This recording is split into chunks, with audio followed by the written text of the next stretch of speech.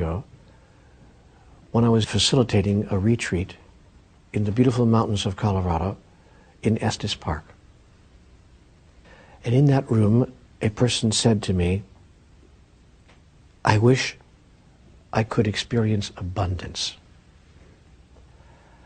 And that was his issue. And he said, "You know, I don't make a great deal of money. I have barely enough to get by. I had to, really squeeze the pennies to get here," and so forth.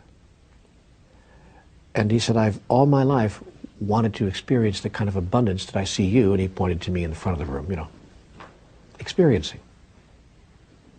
And I said, "Well, if you really want to have the experience of abundance, why don't you spend our lunch hour giving abundantly of that which you have to give?" And he looked at me, astonishingly enough, and he said, "I have nothing to give." He really thought, he wasn't even making that up, he really thought he had nothing to give. And so I had to look at him and begin to say the obvious. "Do you have any love to give?" "Oh," he said, and he wasn't even sure about that, but he, I think, had to concede the point that perhaps there was a morsel of love within him that he could give. He said, yeah, I suppose I have some love to give." I said, "Do you have any compassion? Does compassion reside within you at any level?" "Yeah, well, I suppose I have a little bit of compassion. People have called me a compassionate guy." He was having a hard time saying the word compassion in the same sentence as the word me. But he allowed us to how perhaps he had some of that to give as well. I said, "Do you have any humor?" He said, "Oh yeah, everybody thinks I have a great sense of humor. I got enough jokes to last for a lifetime." I said, "Terrific." And we made a list of the things that he had in abundance. But of course, he didn't think that had anything to do with abundance as he was describing it. I said, "Okay, let's agree that we disagree on our definitions of what is abundance, but let's agree that you do have an abundance of these things." And we could agree on that. I said, "Great. Now, well, here's what I want you to do. Spend your lunch hour, and I want you to give of these things that you have acknowledged that you do have in abundance. Give of them in profusion. Give more than you ever gave before to everyone whose life you touch while we're on our lunch hour. That's my challenge to you." And he agreed to accept the challenge. And so he went off on the lunch hour, and he began to outpour that of which he had abundantly on everyone. There were like maybe 600 people at this place. 200 of them were in our retreat and 400 from other places. So there were lots of strangers who didn't know who this guy was or what he was up to. See, so he walked into the cafeteria, and it was like a major confront for him, because it was like, well, my group knows that I'm going to act crazy now, but the rest of these people don't know that I'm now going to act kind of nuts. Because you see, when you give of yourself abundantly, half the world calls that crazy. See, they say you must have something going on with you, something's wrong. People don't act that way, which of course is the problem. People don't act that way.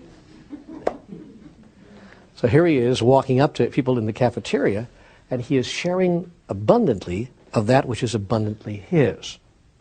He's sharing of his love and his good cheer and his humor. He was telling jokes all over the cafeteria.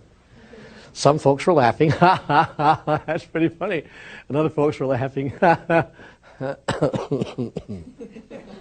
Who is this guy? But everyone couldn't help but have a little grin. Even those who didn't think his joke was that funny couldn't help but grin a bit at this wonderful guy, this Santa, who just showed up in the cafeteria all of a sudden. And he was going around saying wonderful things to people, and one person, as it happened, was not in that good of a mood. And it was his opportunity to show some compassion. And he showed compassion by not telling any more of his bad jokes. But then he sat down next to that person, said, "I don't know you, but I'm from this other group that's doing a retreat in the other lodge. Everything okay?"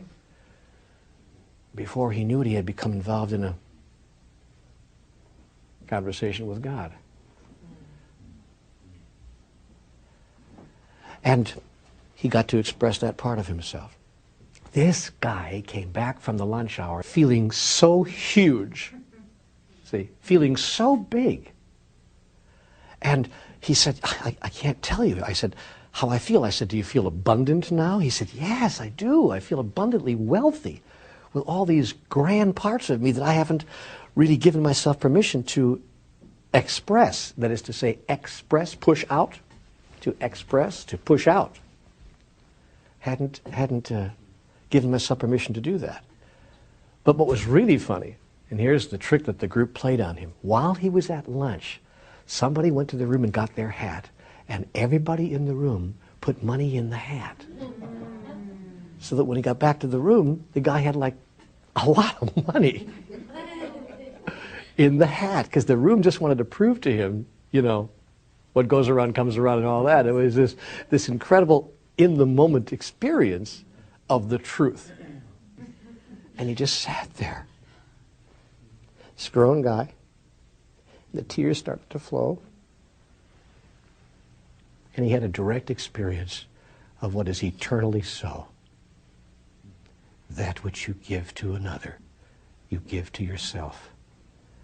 And you can give it in one form, and it will come back in another. But it cannot fail to come back to you, because there's only one of us in the room. And his life changed.